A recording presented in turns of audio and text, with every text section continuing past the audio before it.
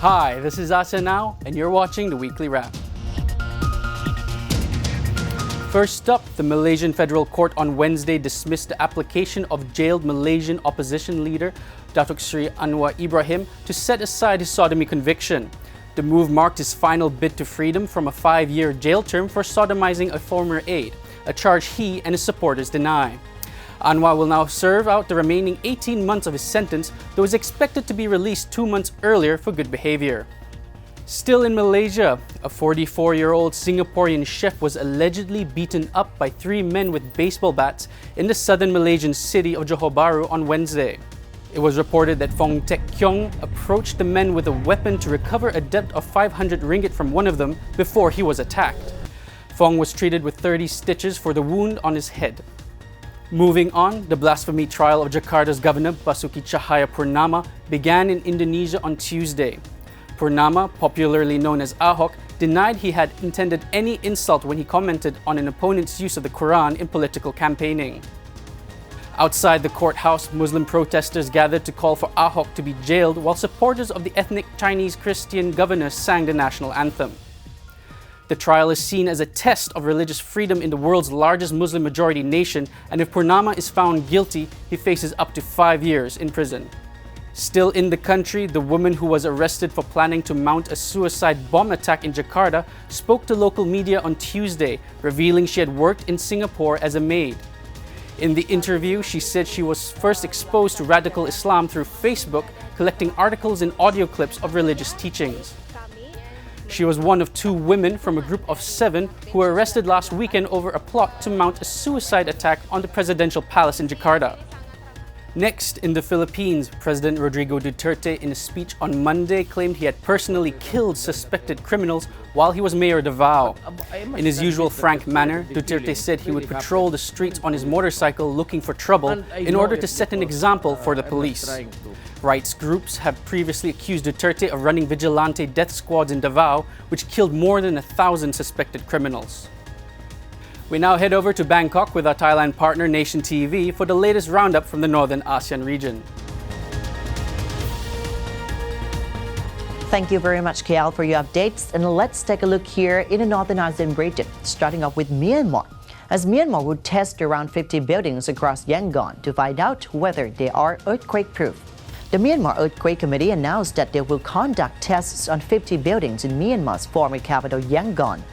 The committee said that changes would be made to a number of buildings, particularly schools, hospitals, fire departments, and police stations.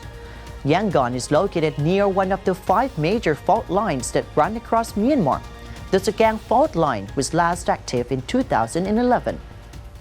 And still in Myanmar, although many people in Myanmar have been punished for infringing a telecommunications law, a political cartoonist recently made a drawing to depict the real problem behind the law. Section 66D of the 2013 Telecommunications Law prevents any person from using any telecommunications network to extort, coerce, restrain, defame, disturb, cause undue influence, or threaten another person.